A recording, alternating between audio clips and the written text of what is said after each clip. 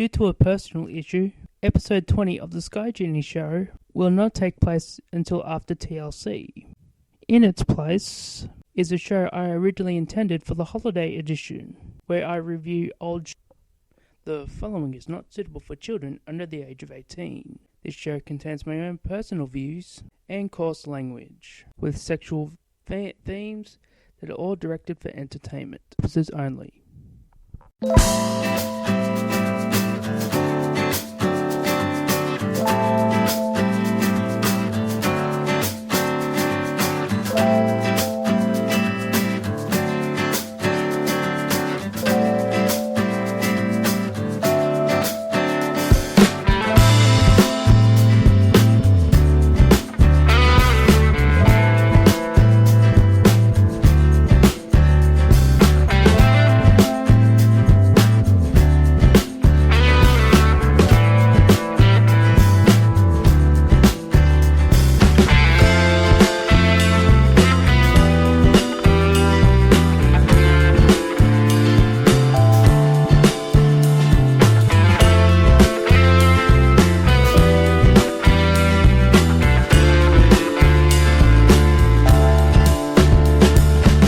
Welcome to the Sky Genie Show. This is the holiday edition of the Sky Genie Show.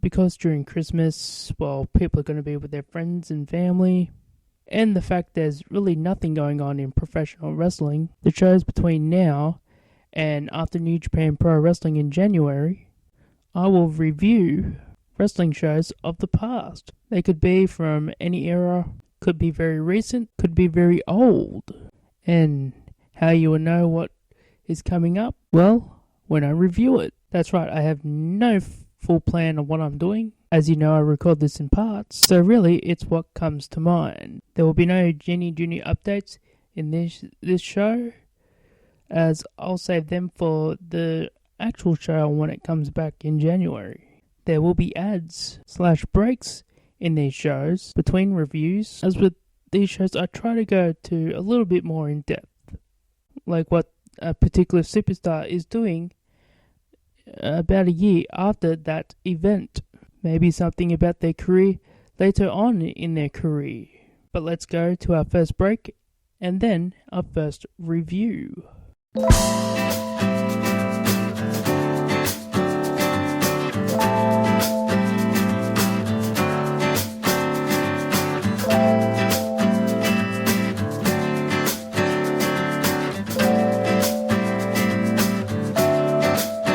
For fans of the Sky Genie Show, please also make sure to check out Wrestling Soup.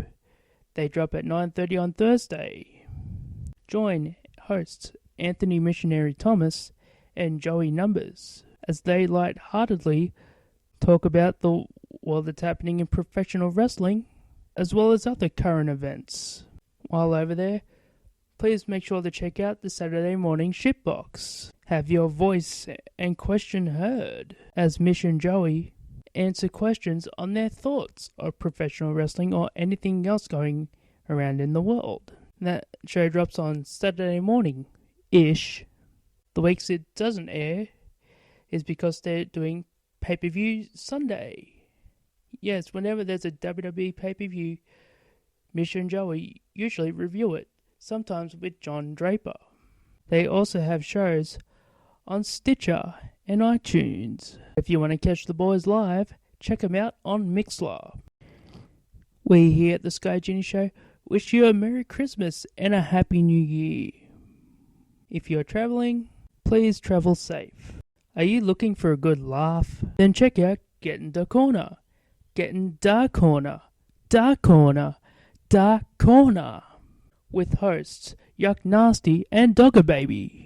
Every Wednesday night at 9 p.m. on Mixlr. Check them out on Wednesdays at 9 p.m. on Mixlr.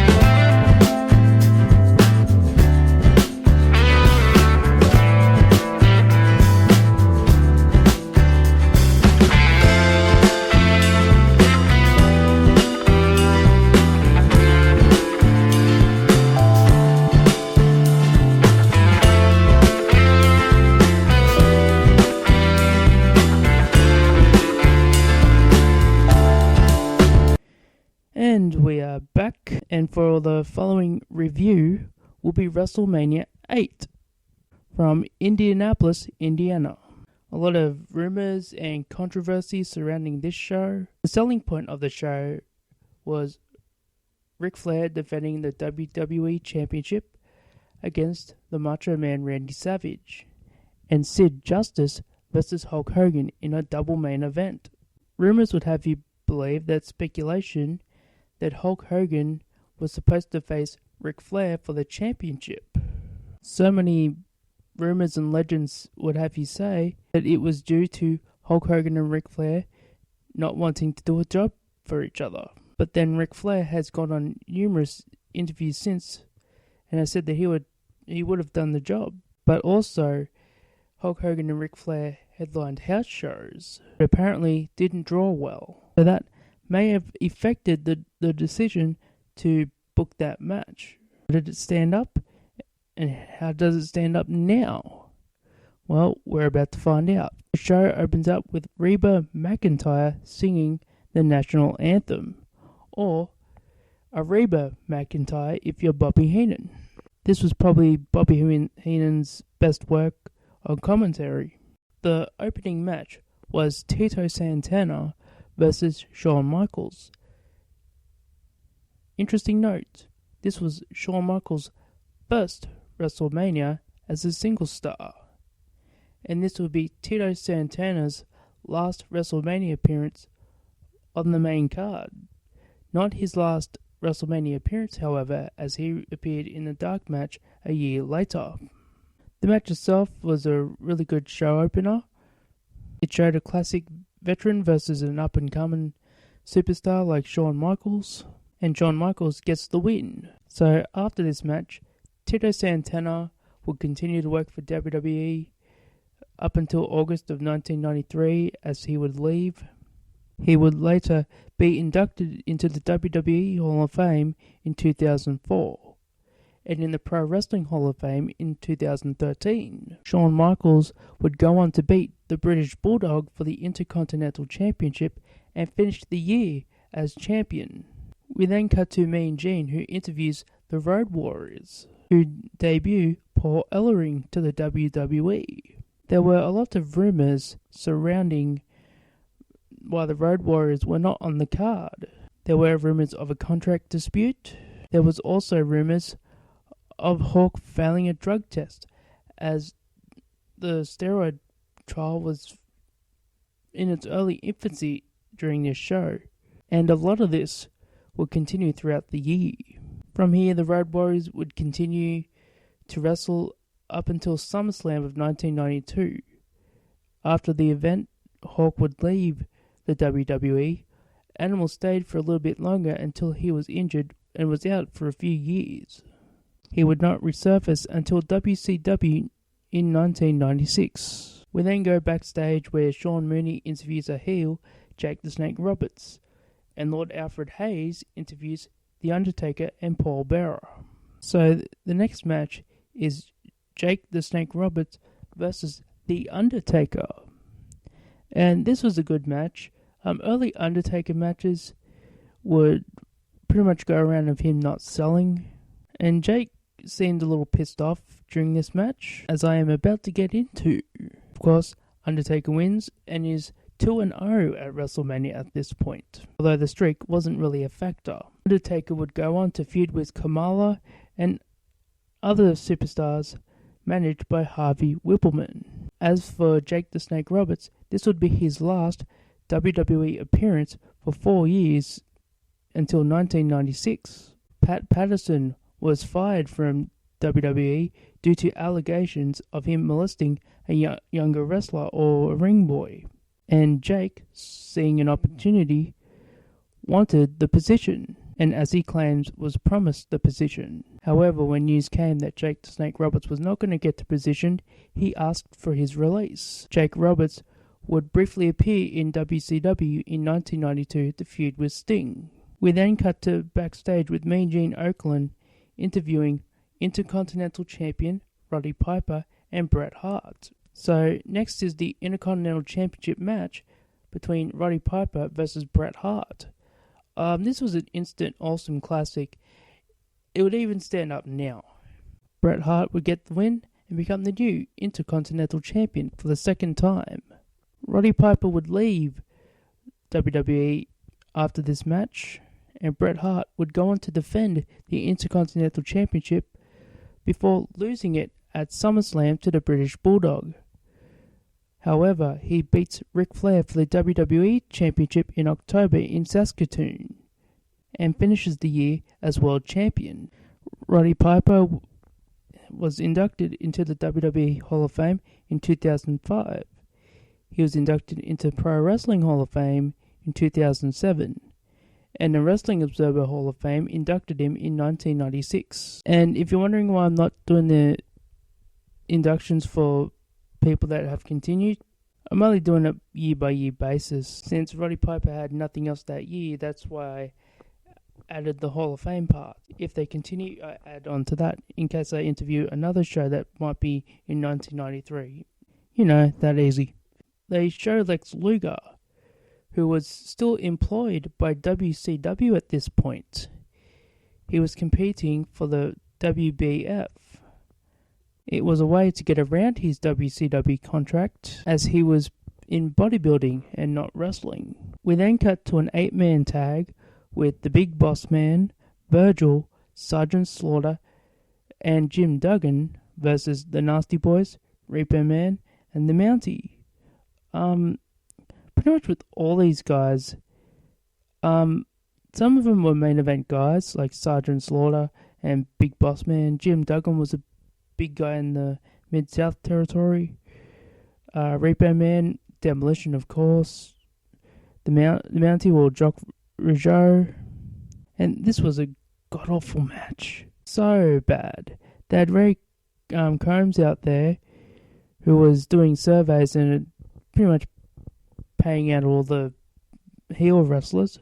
Bossman, Virgil, Sergeant Slaughter, and Jim Duggan get the win for this match. Bossman would go on to feud with Nails. Virgil, Repo Man, Jim Duggan would go on to be jobbers. The Nasty Boys would leave for WCW, and Sergeant Slaughter would become a backstage agent. The only one that had a little bit of success after this match was the Mountie, Jock Rougeau, who would form a tag team with John Pierre Lafitte, I probably said that wrong, and form a team known as the Mounties and win the tag team championship. Sean Mooney interviews Ric Flair and Mr. Perfect, while Mean Gene is standing outside Randy Savage's locker room.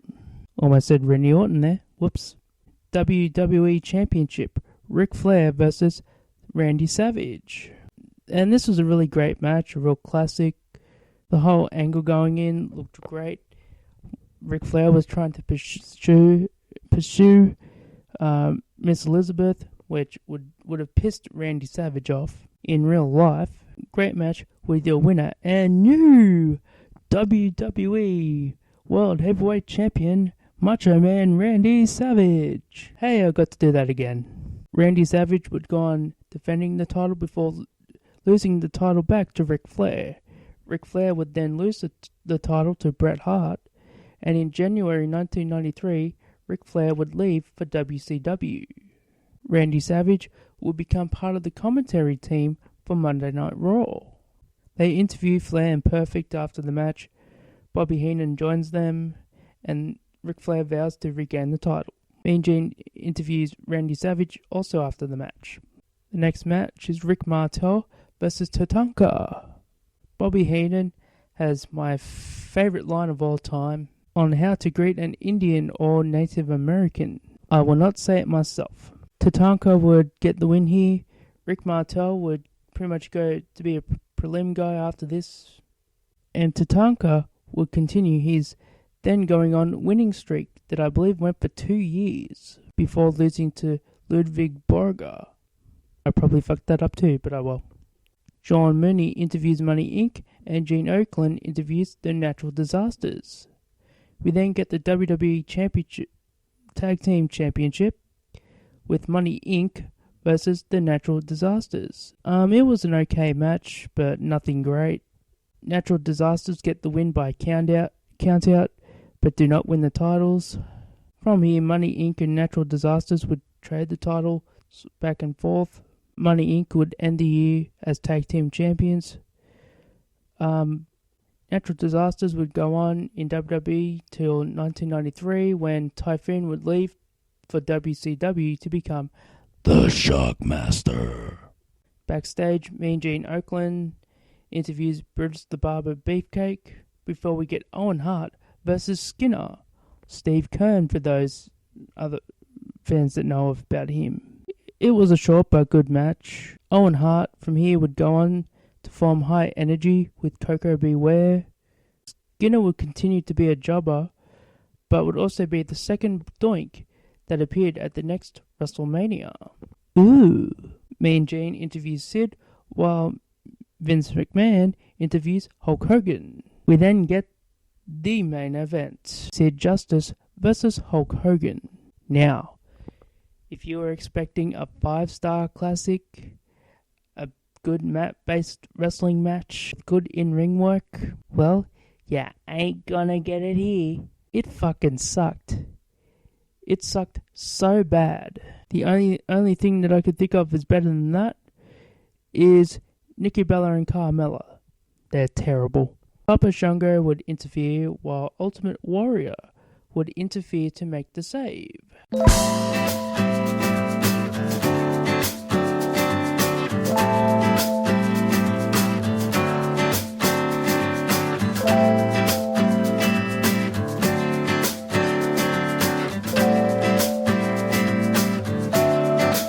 Sid would leave for WCW. Papa Shango and Ultimate Warrior would have a feud, but Warrior would be fired due to failing a drug test. In late 1992, Hulk Hogan would not appear in WWE until 1993 on a Monday Night Raw. Overall, it was a really good show with some show stealers, with a crap main event not worthy of a WrestleMania show, but overall an instant classic. We'll be back right after this break. And all these good podcasts out there, you wouldn't think they fuck up a lot. Well, think again. I have a show for you. Yes, the Sky Genie. Make sure to check out the Blooper Show. The Blooper Show is made up of clips. Just like then. You can tell I fuck up a lot. So I get all clips that I fuck up on, put them together, and make a show based on being a fuck up. And I call it the Blooper Show. Check it out on my channel. Although the show may not be common, try to pick the good ones and put them in. At least getting a decent show. So check out the Blooper Show today. For fans of the show, please also check out the Don, Tony, Kevin Castle Show. Don, Tony and Kevin Castle Show is a hard-hitting, with brutal honesty type show, as they give their views on the world of professional wrestling and WWE. They're also on Stitcher and iTunes. If you want to catch them live, listen to them on Mixlr.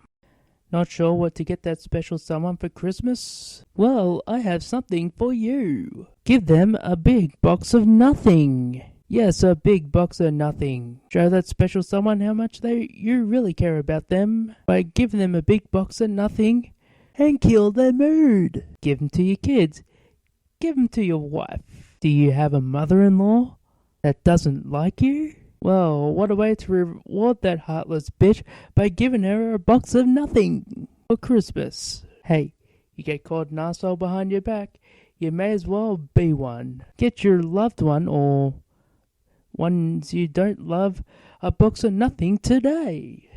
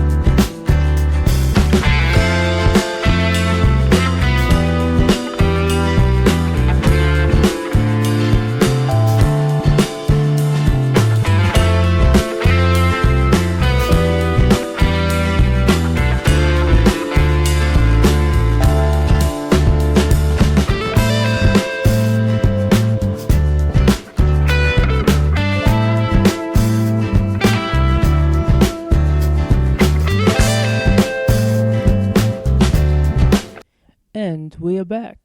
And in this review, we will cover NWA TNA Episode 1.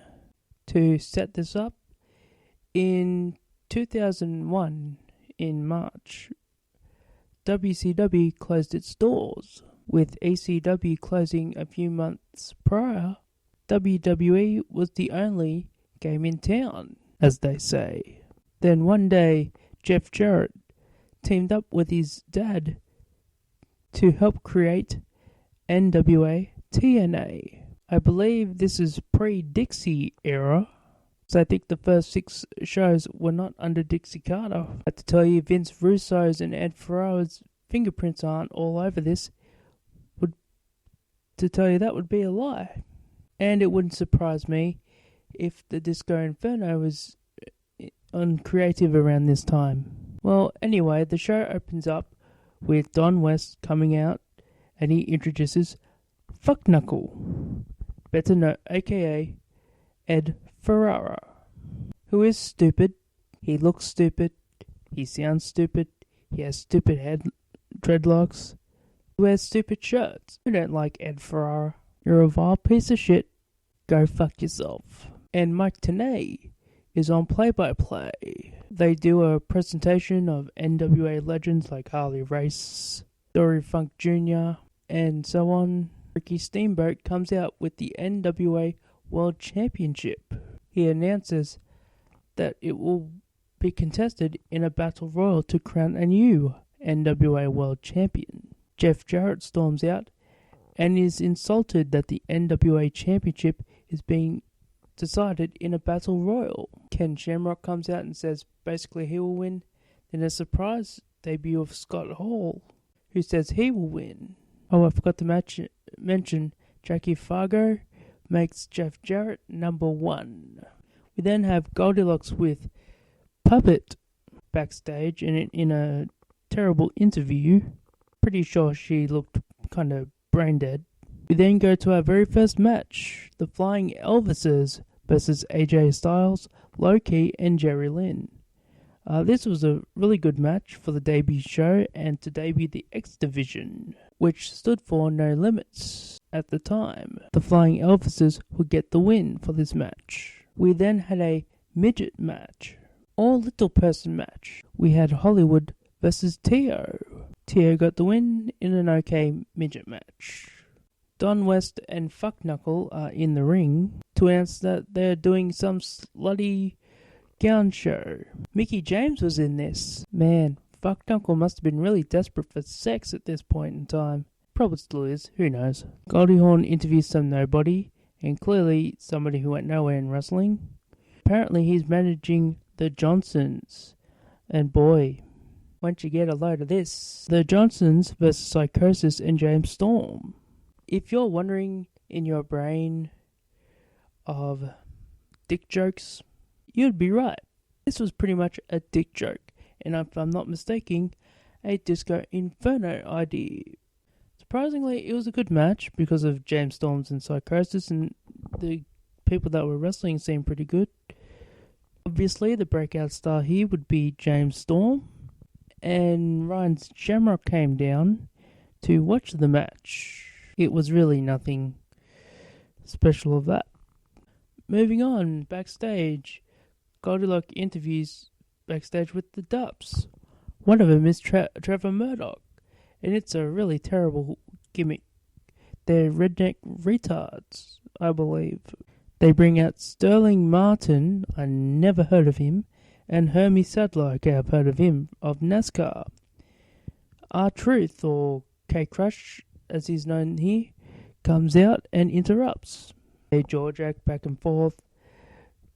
R-Truth, I'll call him R-Truth, goes to beat him up, and Grandmaster Sexay makes the save. That's a promo on Truth and issues a challenge for next week. Jeff Jarrett is seen backstage choking Jackie Fargo.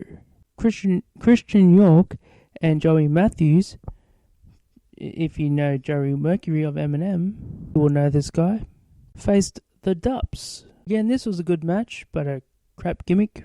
The Dupps end up winning this match. Toby Keith sings, and then we go to the main event.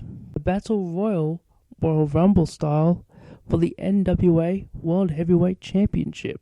Like what you get with the Royal Rumble, there's a lot of surprises in this match of people who came out. Like Rick Steiner and Buff Bagwell. Ken Shamrock ends up winning the match and is the new NWA World Heavyweight Champion. Overall with this show, the gimmicks on here will insult your intelligence. The wrestling, however, is good. TNA never changes. In that part, it would really be a good year before you see good gimmicks and good storylines, or anything really. And that is the review of NWA TNA Episode 1. We'll be back right after this break.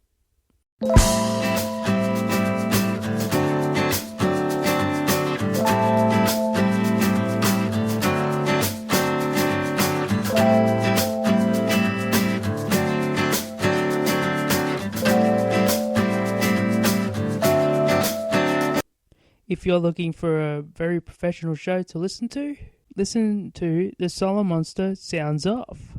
His show smokes this one entirely. It's a very informative show. Join Jason Solomon as he gives his thoughts on the current events of professional wrestling. Catch his show on Podbean, Stitcher or iTunes. Also check out Jason Solomon's YouTube page where he does extras for pay-per-view shows or interviews with wrestlers in the business. Jason has interviewed the likes of Diamond Dallas Page, Bob Hardcore Holly, the legendary Jim Ross, and even Booker T. Definitely a show worth checking out. So the original show that started it all, the absolute worst show to ever come on anywhere, the Sky Genie Show, filled with gags, wrestling news, and wrestling reviews. The very first show back will feature the review of New Japan Pro Wrestling's Wrestle Kingdom 11, coming in January of 2017. Are you looking for something to do for Christmas? Maybe New Year's? Maybe everything in between? Well, I have the solution for you. Get drunk. Yes, get drunk. Because why not? You got nothing better to do. If you're a recovering alcoholic, don't drink. So that way you're not tempted to drink again. This useless message is brought to you for no reason at all.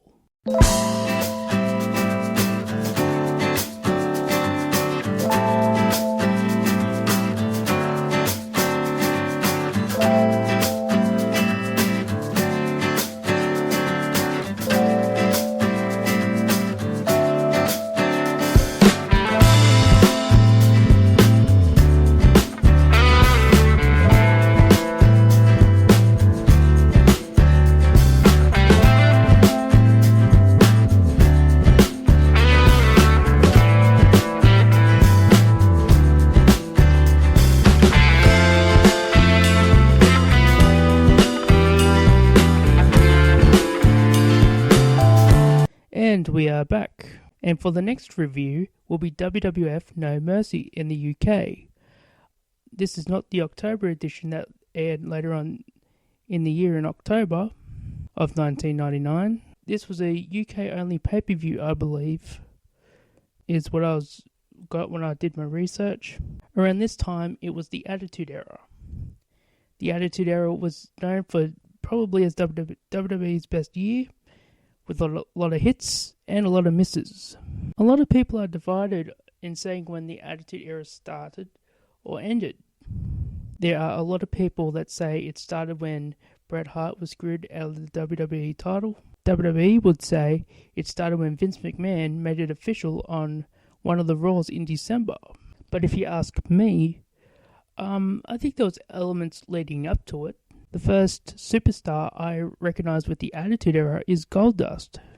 When Dustin Rhodes debuted as Goldust, the character was very controversial for having a homosexual theme. As time went on, and as you see now, that gimmick got watered down. But that is the first element. Then you had the rise of Stone Cold Steve Austin.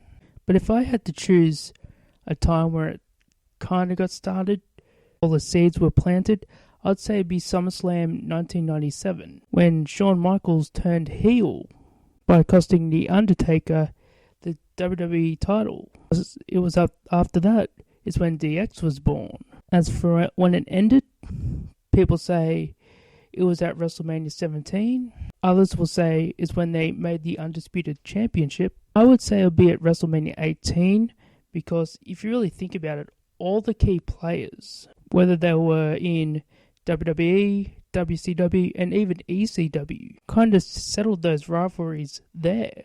Because after that, that's when you got your Brock Lesnar's and John Cena's and Randy Orton's and Batista's, and that's where you got your Ruthless Aggression era. But I believe it's subjective. So let's get on with the show review. The show opens up with the corporate ministry led by Shane McMahon. Shane is running down the card of each superstar being in the matches. Shane brings back the European Championship, which Shane had retired after his win at WrestleMania against X-Pac. We'd then go to talk about the main event, how it would be a no-holds-barred match, which was a triple threat match between defending champion Steve Austin versus Triple H versus The Undertaker. Triple H and Undertaker were in the corporate ministry at this point. Shane vows that his team will win all the matches, and that segment ends. Funny thing, I timed this, and usually on Raw you'll get a 20-minute, 30-minute segment. Here was 5 minutes. Shane McMahon managed to get everything that he needed to out in 5 minutes. How times have changed. We then go to the first match. Tiger Ali Singh versus the light heavyweight champion of the world, Gilbert. Remember him? After a quick and pointless match, Tiger Ali Singh gets the win. After this event, Tiger Ali Singh and Gilbert would finish 1999 as jobbers. We then had The Brood versus The Ministries, Acolytes, and Viscera. The Brood did have a kick-ass entrance. So when you really think about it, everyone in the Attitude Era pretty much had a good entrance theme. And I think a lot of that is the key to the success of the Attitude Era was the music, upon everything else that was big in the Attitude Era. The Ministry got the win after Mideon interfered, and it was a good match, a lot of action. After this, Edge and Christian split from Gangrel, who they would feud with the new Brood that involved the Hardy Boys. Gangrel would become a prelim guy after this, but Edge and Christian and the Hardys would feud for the rest of the year and into WrestleMania, where Edge and Christian would win their first of many tag team championships. Viscera would go on to team with Mideon, but became a prelim guy for the next year. The Acolytes would win a few tag team titles before becoming the APA. The next match was Steve Blackman versus Droz. Steve Blackman got the win. It was a pretty crap match. There was nothing really exciting. As time went on after this, Droz would get paralyzed after a freak injury in a match with D'Lo Brown. Steve Blackman would turn heel and feud with Ken Shamrock, and then form a tag team with Al Snow called Head Cheese. Mankind comes out and cuts a funny promo. He called Billy Gunn a wanker. To those who don't know what wanking means, let's just say you did it as a teenager, or probably doing that now. Hopefully not to my voice, unless you're a woman. But if you're a dude, creepy. We then had Tori versus Nicole Bass. It was originally going to be Sable, but I'll explain after this. Nicole Bass wins with a squash. Sable and Nicole Bass would leave WWE after a sexual harassment lawsuit that both put on the company. Tori would later join DX as X-Pac's valet. Next up was the WWE European Championship. Shane McMahon versus X-Pac. This had everybody interfering at the start. It was the Stooges punching out Shane. Then Chyna came out and took out Patterson and Briscoe. Triple H came down, and when the referee was knocked down, pedigreed X-Pac. So Shane got the win and is still European champion. This mess seemed like a real mess, and I guess they had to get around the fact that Shane's not an actual wrestler, so that's why they've filled it in with all interference and all that. But it did make X-Pac look strong, so I'll give it that. After this, Shane would eventually give Mideon the European title, and I believe the storyline was Mideon took it out of Shane McMahon's bag, but Shane McMahon just awarded that to him anyway. X-Pac, who was teaming with Kane at this point and was tag team champions, would continue the tag with Kane, would lose and regain the tag team titles before turning heel and rejoining DX and feuding with Kane for the rest of the year. We then have Michael Cole, who interviews Mankind. The Ministry come in and attack Mankind and beat him down, and his match is meant to be next. So it's Billy Gunn versus Mankind. After teasing a few times of Mick Foley not being able to compete, Mick Foley makes it to the ring. Sorry, I should say Mankind. Same dude. It was a good match. I have to say this about Mick Foley. Post Hell in a Cell, Mankind was never the same. He was never the same in the ring again, like he was beforehand. The fact he continued to wrestle after Hell in a Cell is a big thing for him, and says a lot about him, actually. But I bet if he took those bumps and the way he was, and a doctor actually examined him like they would today, I don't think Mick Foley would have went past that Hell in a Cell match. The winner here would be Billy Gunn. So I think they were trying to groom Billy Gunn for a main event role, but didn't work out. Billy Gunn would go on to win the King of the Ring and feud with The Rock before reforming the New Age Outlaws with the Road Dogg and rejoining DX as heels. Mankind would go on to win his third WWE Championship before losing it to Triple H. Would then form a tag team with The Rock called the Rock and Sock Connection. Almost fucked that up, didn't I? Winning a few tag team titles for entering a feud with Triple H in early 2000 where he retired for this time. Then we got to the main event. A triple threat match for the WWE Championship.